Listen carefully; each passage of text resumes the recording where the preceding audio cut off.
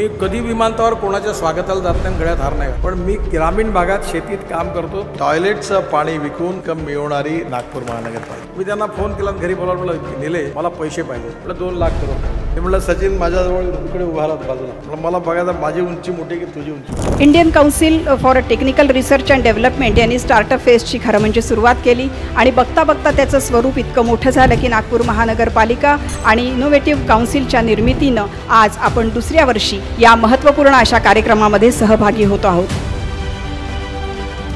मला महानगरपालिकेच्या कार्यक्रमामध्ये सगळ्यात चांगला आणि मनाला आनंद देणारा सगळ्यात चांगला कार्यक्रम जर कोणता असेल हा इनोव्हेशन पर्वाचा आहे. मी स्वतः या विषयाशी सातत्याने जोडलेला असल्यामुळे या कार्यक्रमाचं आयोजन जी महानगरपालिकेने मागच्या वर्षी केलं आणि ज्यांना मागच्या वर्षी यांनी आपलं प्रेझेंटेशन दिलं आपल्या आयडियाज बद्दल, त्यांनी 10 लोकांनी यावेळी कमर्शियली देखील ते यशस्वी झाले. या कार्यक्रमातून आपल्या तरुण पिढीला एक नवीन प्रेरणा दिली. याबद्दल सर्वप्रथम मी महापौर नंदाताई जिचकार यांचं मनापासून अभिनंदन करतो आणि त्यांना शुभेच्छा देतो. मी याकरता हे सांगितलं की मी पण रोज नवीन नवीन प्रयोग करत असतो, इनोव्हेशनमध्येच असतो. 1-2 महिन्यापूर्वी माझ्याकडे दंतुलवार म्हणून माझे एक मित्र आहे, प्राचार्य आहेत, ते एका मुलीला घेऊन आले आणि तिने केळाच्या सालापासून वेस्ट वस्तूपासून हे जे आपले केसांना आपण रंग लावतो काळा, तसा तिने आयुर्वेदिक रंग तयार केला होता. केमिकल लावायच्या ऐवजी आयुर्वेदिक म्हणून मी त्यांना मला देऊन पहा आणि मी तो लावल्यानंतर 1 महिनाभर माझे केस आताही पण काळे आहेत. 25 दिवस झाले लावला, तो यशस्वी झाला आणि केमिकलपेक्षाही चांगला आहे. तिने या छोट्या छोट्या वस्तूपासून तयार केला. आपल्या सगळ्यांना माहिती आहे की आपल्या महानगरपालिकेमध्ये मलाही पण इनोव्हेशनमध्ये सातत्याने एक सक्सेसफुल प्रयोग झाला. त्याचा नेहमी मी भारतात सगळ्यांना सांगतो की आपल्या नागपूर शहरातलं टॉयलेटलं जे पाणी आहे ते अनिल सोले महापौर असताना तेव्हा मी 7 वर्षापूर्वी माझ्या मनात आलं की पाणी शुद्ध करून आपण विकायचं. मी जेव्हा कल्पना सांगितली तेव्हा सगळ्यांनी मला मूर्खातच काढलं. अनिल सोलेंनी काढलं, कमिशनर साहेब हे माझ्या समोर नाही, पण हे कसं होणार साहेब सांगतात कसं करायचं. पण आज तुम्हाला सगळ्यांना या गोष्टीचा आनंद आणि अभिमान वाटेल की आपलं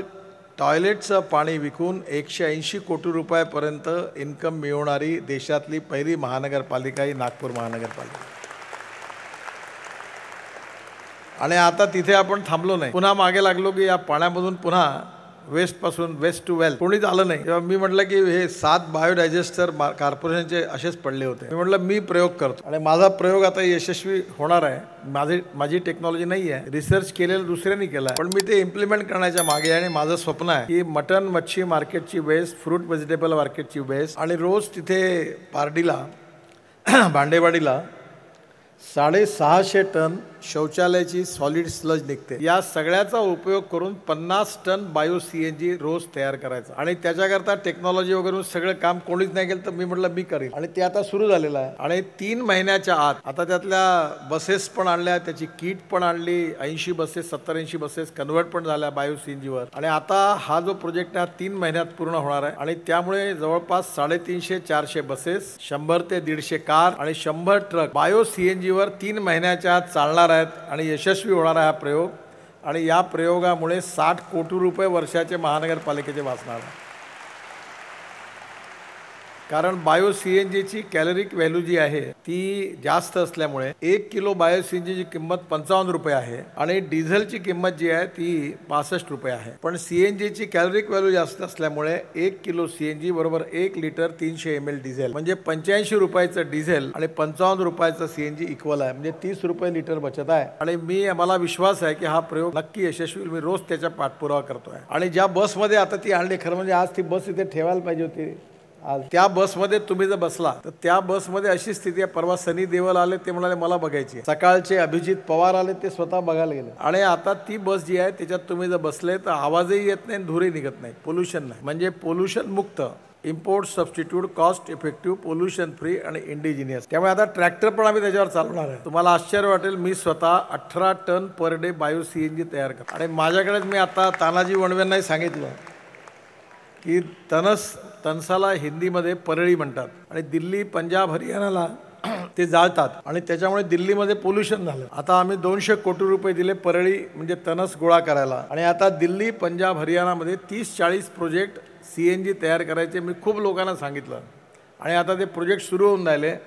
म्हणजे दिल्लीचं प्रदूषणापासून मुक्ती मिळेल, शेतकऱ्यांना तणसापासून चांगलं इन्कम मिळेल आणि इम्पोर्ट सबस्टिट्यूट बायो CNG तयार झाल्यामुळे आपल्या इम्पोर्टचे पैसे वाचतील, प्रदूषण कमी होईल आणि नवीन तरुणांना रोजगार मिळेल। त्यामुळे छोट्या छोट्या रिसर्चमधून खूप काही होऊ शकतं। आपल्या इथे रामटेक तालुक्यामध्ये आसोल कोलामेंडीच्या जवळ आपले सदानंद निमकर आहेत, त्यांचं गाव आहे आरोली। त्या गावामध्ये त्यांनी नेपियर ग्रास लावलं। एका एकरामध्ये 200 टन नेपियर ग्रास निघाला आणि त्या ग्रासपासून त्यांनी ते प्लास्टिकच्या पॅकिंगमध्ये करतात आणि मदर डेअरीच्या मार्फत आता मदर डेअरी आपल्याकडे आपण सुरू केली। 4.5 लाख लिटर रोज दूध घेतात आणि आपल्या शेतकऱ्यांना त्यामुळे फार भलं झालं विदर्भात। आणि आता ते जे गवत आहे ते शेतकऱ्यांना देतात। ते गवत पाहिल्यावर एका एकरात 200 टन निघतं वर्षभरात, 15-15 दिवसांनी कापावं लागतं। तर त्या गवताची मी सांगितलं आमच्या लोकांनी कॅलरिक व्हॅल्यू काढा, तर त्याचं मॉइश्चर 60% असताना त्याची कॅलरिक व्हॅल्यू 6000 निघाली आणि त्याचं टेस्टिंग केलं IITच्या याच्यात, तर लक्षात आलं की त्याच्यामधून बायो CNG तयार होईल। तर 5 टन तणसापासून 1 टन बायो CNG तयार होतो, तर 3 टन नेपियर ग्रास पासून 1 टन बायो CNG तयार होतो। मी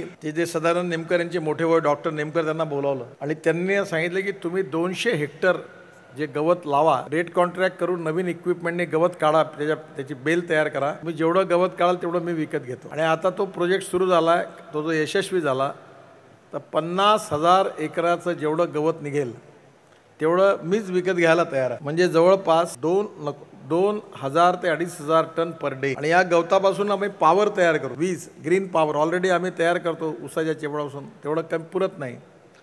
आणि उरलेल्या गवताला बायो डायजेस्टरमध्ये टाकून त्याच्यातून बायो CNG तयार करणार आहे। आणि म्हणून आता आपण ट्रॅक्टर कन्वर्ट केले, ट्रक कन्वर्ट केल्या, त्याचं मदर स्टेशन तयार झालं। आणि मी ठरवलं आहे की भंडारा, गोंदिया, चंद्रपूर, गडचिरोली, नागपूर आणि वर्धा या 6 जिल्ह्यांना 5 वर्षाच्या आत डिझेल मुक्त करायचं, प्रदूषणापासून मुक्त करायचं। आणि हे करत असताना आपल्या विदर्भातल्या कमीत कमी 50,000 तरुणांच्या हाताला काम द्यायचं। मला माहिती आहे की मी जे बोललो त्या गोष्टी करून दाखवल्या आहे कठीण, पण हे नक्की होणार आहे। आम्ही ट्रॅक्टर चालवला, याच्यावर ट्रक चालवली, बस चालवल्या, इटालीमधून किट्स आणल्याचे आणि मी माणसं उभे केले, कारण मला काही धंदा करायचा नाही। टेक्नॉलॉजी त्यांना दिली आणि आता हे सगळं तयार झालं आणि पुढच्या काळात तुम्ही बघा कसं चित्र बदलेल। तुम्ही माझ्या घरी रामनगरला जर आला, TVS कंपनी आहे मोटरसायकल, त्याचे दोन्ही TVS आणि बजाज कंपनीचे दोन्ही मालक तरुण आहे सध्या, त्यांचा चांगला मोठा टर्नओव्हर, जगात सगळ्या त्यांच्या गाड्या जातात। दोघांना बोलवून सांगितलं की मला शेतकऱ्यांनी तयार केलेल्या इथेनॉलवरची बाईक तयार करून द्या, ऑटो रिक्षा तयार करून द्या। जोपर्यंत तुम्ही तयार करणार नाही तोपर्यंत माझ्याकडे यायचं नाही, मी तुमचं एकही काम नाही करणार। तुम्हाला आश्चर्य, TVS कंपनीचे मालक परवा स्वतः स्पेशल विमानाने ती बाईक घेऊन नागपूरला आले आणि ती बाईक त्यांनी मला दिली आहे, माझ्या घरी आहे आता। ती 100% शेतकऱ्यांनी तयार केलेल्या बायो इथेनॉलवर चालते। मी दिल्लीमध्ये त्यांची बाईक लॉन्च केली आणि आता आम्ही इथेनॉलचे पंप देणार आहे आणि पेट्रोलच्या ऐवजी फ्लेक्स इंजिन गाडीचं BMW, नंतर आपली फोर्ड, टोयोटो, होंडा या सगळ्यांची, कारण मीच ट्रान्सपोर्ट मंत्री आहे, मी सगळे कायदे बदलवले। ब्राझीलमध्ये, कॅनडामध्ये आणि अमेरिकेमध्ये फ्लेक्स इंजिन आहे। फ्लेक्स इंजिनचा अर्थ असा आहे की तुम्ही एक तर पेट्रोल टाका किंवा इथेनॉल टाका। इथेनॉल 50 रुपये लिटर आहे आणि पेट्रोल 85 रुपये लिटर, पण इथेनॉलची कॅलरिक व्हॅल्यू कमी आहे, तरी 15 ते 20 रुपये लिटर बचत आहे। आणि आता मी विदर्भातल्या आणि महाराष्ट्रातल्या साखर कारखान्यांना सगळ्यांना आव्हान केलं की तुम्ही इथेनॉल तयार करता, तुमच्याकडे तुम्ही एजन्सी घ्या आणि सगळ्या शेतकऱ्यांच्या तरुणांना सांगितलं की तुम्ही या सगळ्या मोटरसायकल वापरता, त्या शेतकऱ्यांनी तयार केलेल्या इथेनॉल वापरा, पैशाची बचत होईल, प्रदूषण पण कमी होईल आणि तुमच्या इथेनॉलची विक्री झाल्यामुळे शेतकऱ्यांच्या उसाला चांगला भाव मिळेल। आणि ते झालं। तुम्हाला आश्चर्य वाटेल, मागच्या 26 जानेवारीला नाही 15 ऑगस्टला 26 जानेवारीला असंच आपले जे एअरफोर्सचे जे विमान आहेत, फायटर जेट आणि हेलिकॉप्टर, हे 100% आपल्या गडचिरोली जिल्ह्यामध्ये रतनजोत, मोह, साल, करंज आणि टोळी नॉन एडिबल ऑइल सीड पासून तेल काढलं आणि त्याच्यापासून फ्युएल तयार केलं, त्याच्यावर चाललं। आणि माझ्याकडे कालच स्पाइस जेटचे मालक अजय सिंग आले होते, तेव्हा आम्ही ते पेट्रोलियम इन्स्टिट्यूट डेहराडूनला तयार केलं, पण त्याच्यावर विमान चालवायचं तर कसं करायचं कोणीच तयार नव्हतं। मी अजय सिंगला बोलावलं आणि त्याला म्हटलं तुमचं विमान आपण डेहराडूनवरून दिल्लीला घेऊन येऊ, कारण लोक विश्वास ठेवत नाही। तुम्ही जेव्हा आउट ऑफ बॉक्स विचार करता तेव्हा तुमच्यावर लोक विश्वास ठेवत नाही, सरकारी अधिकारी तर बिलकुल विश्वास ठेवत, त्यांना वाटते काही धोका झाला कुठं काय होईल। मी शेवटी ते तयार नाही तर मी म्हटलं मेरी तुम्हारी दोस्ती है, मैंने तुमको बहुत मदद की है, एखादा विमान गया गड्ढे में तो गया, मेरे नाम से डालना पर ये करो। आणि त्या विमानात 25% बायो एव्हिएशन फ्युएल टाकून सक्सेसफुली विमान डेहराडूनवरून दिल्लीला आलं आणि दिल्लीच्या विमानतळावर मी त्याचं स्वागत केलं। त्यामुळे आता हा जो बांबू तुम्ही मला दिला, या बांबूपासून आम्ही तेल काढलं आणि आता निरीमध्ये प्रयोग सुरू आहे आणि बांबूपासून आणि रतनजोत, मोह, साल, करंज, टोळी या सगळ्यापासून तेल काढलं तर गडचिरोली जिल्ह्यातल्या आदिवासींनी ते केलं तर एवढा पैसा मिळेल की 40,000 कोटी रुपये आपलं इम्पोर्ट आहे एव्हिएशन फ्युएलचं, त्याच्याऐवजी आपल्या आदिवासी आणि शेतकऱ्यांनी तयार केलेल्या तेलातून आपली विमानं चालतील आणि आपलं इम्पोर्ट वाचेल आणि आपल्या गावातल्या तरुण मुलांना रोजगार मिळेल.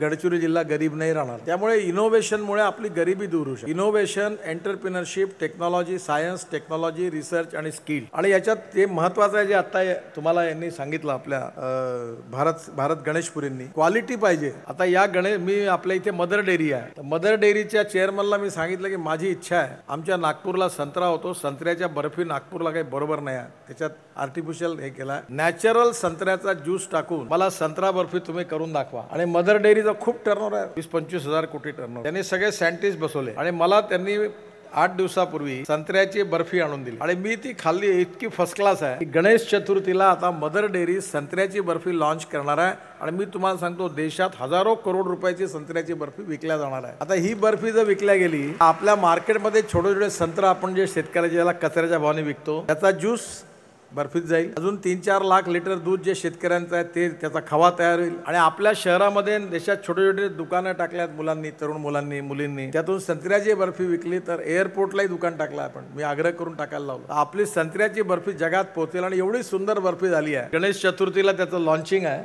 जरूर तुम्ही विकत घेऊन बघा. अशी बर्फी तुम्ही कधी खाल्लीच, एवढी चांगली झाली. त्यामुळे स्किल जे आहे, टॅलेंट जे आहे ते महत्त्वाचं आहे. जे गणेशने सांगितलं आता, भारतने सांगितलं ते बरोबर आहे. If you deserve for it you will get it. दुनिया झुकती है, झुकाने वाला चाहिए.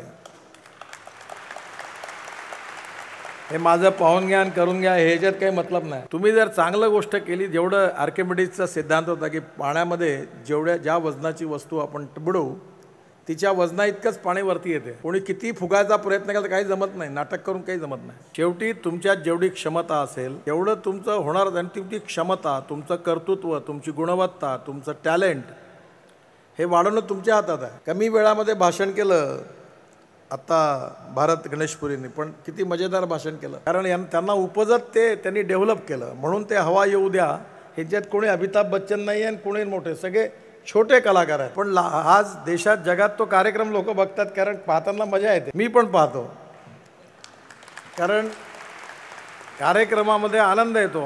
असाच विनोद असतो सगळा, पण लोकांना बरं वाटतं. त्यामुळे तुम्ही एक गोष्ट लक्षात ठेवा की टॅलेंट हे विकसित होतं. मी परवा आपल्या क्रीडा महोत्सवाला सचिन तेंडुलकर आले होते, देवेंद्रन मी होतो. ते म्हटलं सचिन माझ्याजवळ इकडे उभा राहतो बाजूला. तर माझ्या घरी आले होते. म्हटलं का बरं साहेब म्हणे. म्हटलं मला बघायचं माझी उंची मोठी की तुझं मनगट दाखव. तर मी क्रिकेट खेळायचो, पुष्कळ क्रिकेट खेळायचो. तर माझा समजला आमच्याकडे वेस्ट इंडिजची टीम यायची, लॉईड, नंतर सोबर्स, रिचर्ड्स. तर ते एवढे फटके मारायचे, ते सगळे 6.5 फूट 7 फूट उंच राहायचे आणि त्यांचं हे एवढं जळायला मनगट राहायचं. तर मला वाटायचं की क्रिकेटियर म्हणजे हेल्दी, स्ट्रॉंग, त्याच्या मनगटात ताकद आहे, तोच चांगले स्ट्रोक मारतो. मी सुनील गावस्करला पाहिलं तर सुनील गावस्कर तर भारतपेक्षाही ठेंगणा आहे. आणि हा सचिन तेंडुलकर देवेंपेक्षा माझ्यापेक्षा आमच्या खांद्यावर एवढाच आहे आणि हातही एवढाच आहे. मी पाहिलं म्हटलं हा सचिन तेंडुलकर जगातला, याच्याजवळ एवढी मोठी बॉडी नाही आहे, हा जगातला सर्वश्रेष्ठ फलंदाज होऊ शकतो. याचं कारण स्किल, टॅलेंट. त्यांनी ते आत्मसात केलं. त्याच्यामुळे आपल्याला कोणी ज्याच्याजवळ चांगली गुणवत्ता असेल त्याचं कोणी पेटंट रजिस्टर नाही केलं. आता जसं गणेश चांगला बोलला, मी पाहिलं कारण मी नागपूर युनिव्हर्सिटीचा गोल्ड मेडलिस्ट आहे, बेस्ट स्पीकर ऑफ मराठी म्हणून मला पुरस्कार मिळाला होता. पण मला कसा मिळाला मी तुम्हाला सांगतो. स्वातंत्र्याला 25 वर्ष झाली होती आणि मी शाळेत, तानाजी वणवेन मी एकाच शाळेत होतो. तानाजीला आठवत असेल, आम्ही दोस्त होतो. त्यावेळी 25 वर्षाचा रोपे दवंडे नावाचे हेडमास्टर होते आमचे, याला आठवतात तानाजींना. तर त्या शाळेत आमच्याकडे परिसंवाद झाला, स्वातंत्र्याचे 25 वर्ष. कोणी इंग्लिशमध्ये, कोणी मराठी. एक मुलगी होती, तिचं नाव नाही सांगत आता, तर ती म्हणजे तिच्यावर टीका केल्यासारखं. ती बोलता बोलता तिने सप्लायला सुपली म्हटलं. तर आम्ही सुपली सुपली सुपली ओरडलो आणि ती कुठेतरी भाषण पाठ करून आलं तर अडकली. तर आम्ही पाणी पी पाणी पी पाणी पी. तर ते आमच्या हेडमास्टरनी पाहिलं, दवंडे सरांनी, हे पोट्टे बदमाश आहे, आम्हाला बोलवलं रूममध्ये आणि त्यांनी झोडपलं. आणि त्यांनी सांगितलं की ती मुलीमध्ये धाडस आहे की ती भाषण देऊ शकते, तुझ्यात तर तेही नाही आहे. तर त्यांनी आम्हाला पाणी चढवलं का तुम्ही भाषण नाही देऊ शकत आणि ती देतेत म्हणून. निगेटिव्ह यांनी आमचा ताव चढला की हे म्हणतात ना आता एवढं मारलं ना ठीक आहे मी भाषण देतो. तर मी पण म्हटलं झाला हे इतना अगर चॅलेंज आहे तो आपणही भाषण देऊ. आणि मी भाषण दिलं आणि मला बक्षीस मिळालं आणि बक्षीस मिळत गेले आणि मग मी ओरेटरी झालो.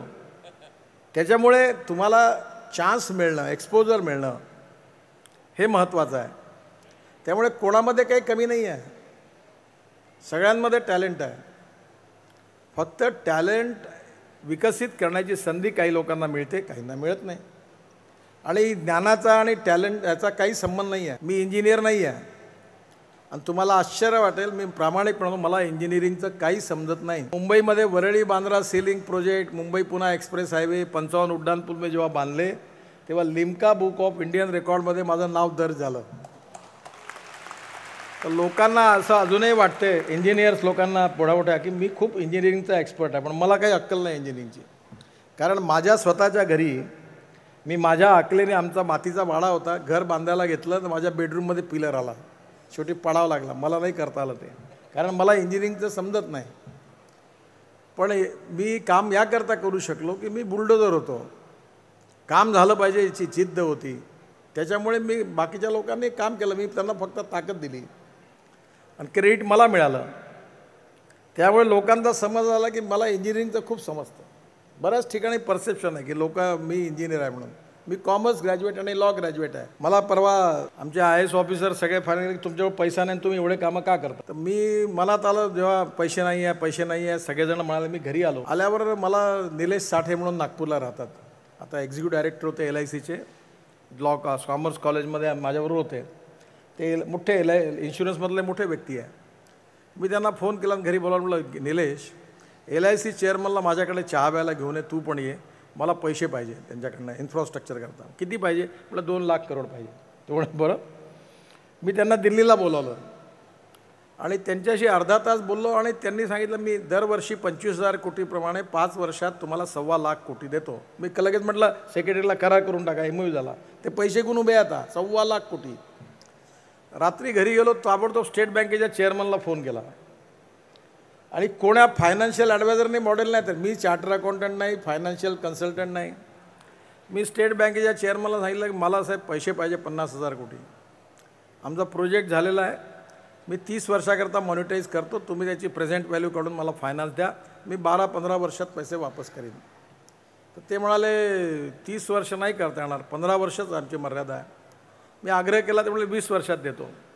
मी म्हटलं आमच्या member of finance Ashish Sharma म्हणून महाराष्ट्र कॅडरचे IAS ऑफिसर आहे, त्यांना म्हटलं उद्याच्या उद्या स्टेट बँकेच्या चेअरमनला मुंबईत जा आणि हे याच्यावर बोला. ते लिस्ट घेऊन गेले आणि तुम्हाला आश्चर्य वाटेल 24 तासात त्यांनी 50,000 कोटी रुपये मंजूर केले.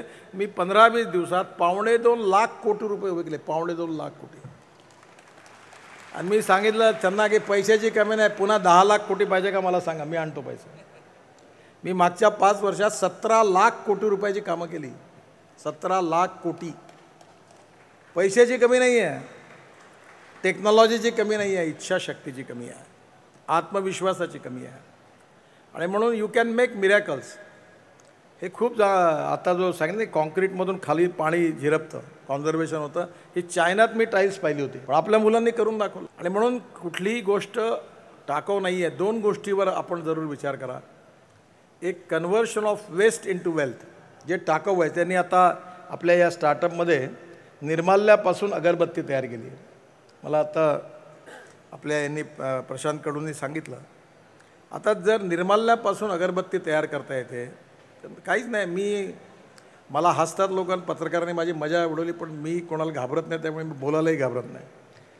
तुम्हाला माहिती आहे नागपूर विद्यापीठाचे व्हाईस चान्सलर होते सपकाळ साहेब, त्यांनी मी मिळून युरिन बँक उघडली आणि मी हिशोब केला की एक माणूस जेवढी लघवी करतो दिवसात त्याची किंमत 4 रुपये आहे. आणि ही सगळी लघवी जर एकत्रित झाली तर देशाला 50,000 कोटीचा युरिया इम्पोर्ट नाही करावा लागला. आणि म्हणून त्याच्यात अमोनियम सल्फेट आहे, नायट्रोजन आहे. आणि ते आता आम्ही बँक उघडली. आता मी म्हणतो की कोणाला 2 रुपये किलो विकत घेऊ आपण, लघवी लागेल तर जमवून ठेवा घरी. आज मी सकाळी विमानतळावरून कमिशनर साहेबांना फोन केला, म्हणजे याच्यात काही इतकं चांगलं ते खत आहे. आजच मी त्यांना फोन केला की एकाने आपल्या नागपूरला 25-30 टॉयलेटमध्ये एक ऑर्गॅनिक मटेरियल तयार केलं आणि ते शौचालयात आणि वास गायब झाला. आणि ते मटेरियल असं आहे की ते खाल्लं तरी काही होत नाही आणि सगळे टॉयलेट शुद्ध झाले, कुठेही गा नाही.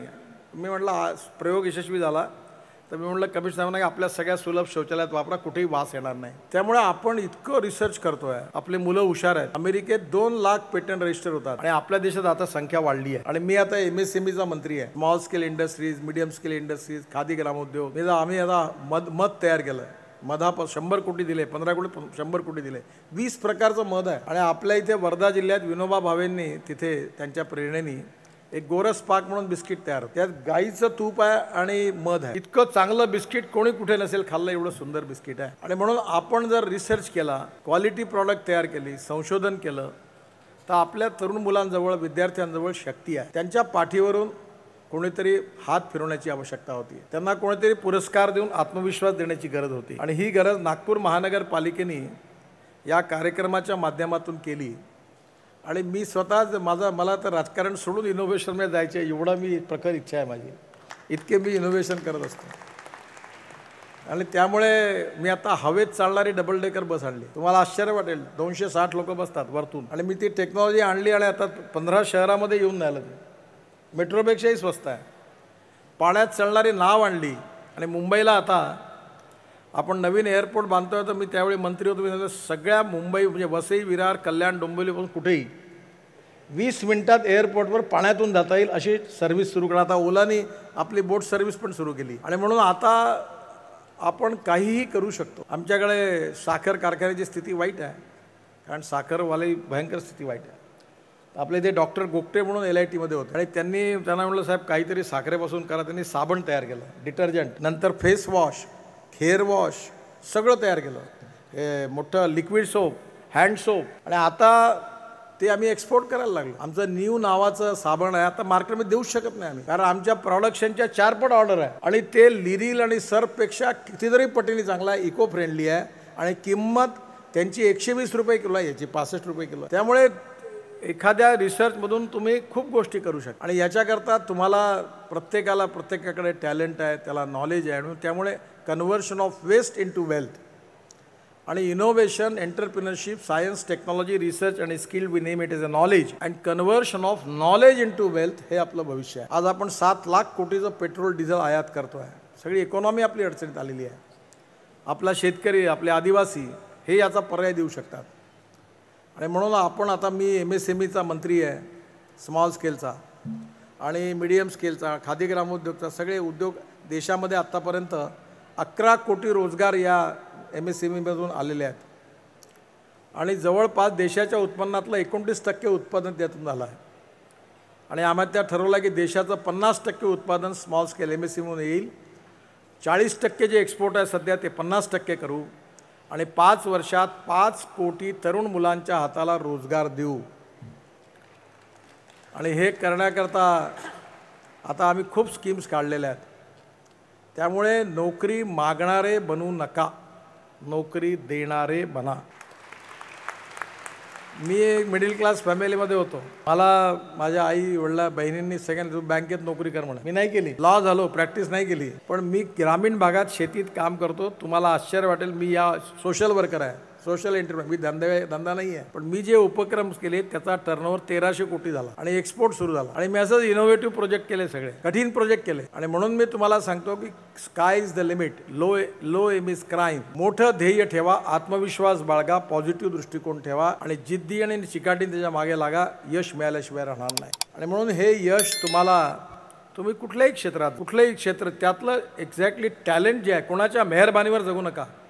हे शिफारस, बायोडाटा माझं पाहून घ्या, या लफड्यात नका पडू. मी माझ्या आयुष्यात माझा बायोडाटा नाही दिला कोणाला. आणि मी कधी विमानतळावर कोणाच्या स्वागताला जात नाही, गळ्यात हार नाही घालत. माझ्या गळ्यात कोणी स्वागताला येत नाही. बाकीच्या गावात सगळे लोक स्वागताला जातात. मी आलंय कोणी तर तुम्हाला काम नाही आहे, पुन्हा नाही यायचं. ना अधिकारी आहेत ना नेते आहेत. आपण जर काम केलं तर आपल्याला स्काय इज द लिमिट आहे. काही सन्मान करून कटआउट लावायची काही गरज नाही. मी एकदा सोलापूरला गेलो, एकाने आपल्या वाढदिवसाचे खूप कटआउट लावले. लोक बदमाश होते. त्यांनी दुसऱ्या दिवशी रात्री एक कुत्र्याचे कटआउट लावले. आज आमच्या टॉमीचा त्याचाही वाढदिवस, त्याच्या बाजूला दुसरं आमच्या टॉमीचा वाढदिवस आहे, कुत्र्याचा फोटो लावला. त्याचा वाढदिवस होता, त्यांनी मजूर लावून आपले कटआउट उतरवून घेतले. त्याच्यामुळे हे अशा आर्टिफिशियल प्रोसेसनी कोणी मोठा होत नाही. गुणवत्तेने, कर्तृत्वानी, कार्यातून मोठा होतो आणि आपण प्रामाणिकपणे ते केलं तर तुम्हाला यश मिळणार आहे. आणि म्हणून तुम्ही हे जे इनोव्हेशन किंवा नवीन सुरुवात करण्यामध्ये नवीन नवीन कल्पना आणल्यात याबद्दल मी आपल्या सगळ्यांचं खूप मनापासून अभिनंदन करतो, शुभेच्छा देतो. महानगरपालिकेने आपल्या बजेटमधून अशा लोकांना प्रोत्साहन दिलं आणि आता पलीकडे तुम्हाला जर अजून पुढे जायचं असेल, मीच या खात्याचा मंत्री आहे, तुम्हाला सगळी मदत करायला तयार आहे. तुम्ही पुढे या आणि तुमच्यासारखे हजारो एंटरप्रेनर, उद्यमशील लोक जेव्हा विदर्भात तयार होतील तेव्हाच विदर्भाचा विकास होईल. Engineering college, medical college, DEd college, BEd college आणि प्राथमिक शाळा काढून कधीही विदर्भाचा विकास होणार नाही. नोकरी मागणारे नाही, नोकरी देणारे बना. आणि हे नोकरी देणार ग्रामीण भागात जास्त, रुरल, ॲग्रिकल्चर आणि ट्रायबल सेक्टरमध्ये जास्त प्रयत्न करा. तिथे जास्त काम करण्याची आवश्यकता आहे. आणि म्हणून तुम्ही सगळ्यांना एक चांगलं प्रेरणा, इनोव्हेशन म्हणजे इन्स्पायरेशन आणि मोटिवेशन या कार्यक्रमातून नागपूर महानगरपालिकेने दिलं. या प्रेरणेतून तुम्ही तुमच्या आयुष्यात खूप मोठे व्हा आणि याच्यात चांगलं पुढे जा.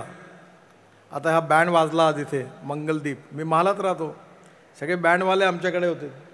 आता लहानू इंगळे बँडवाला जातो, तर मी माझ्या वाढदिवसा दिवशी सगळे बँडवाले येतात घरी वाजवायला, तिकडे महालात यायचे. मी म्हणत आता बंद करा.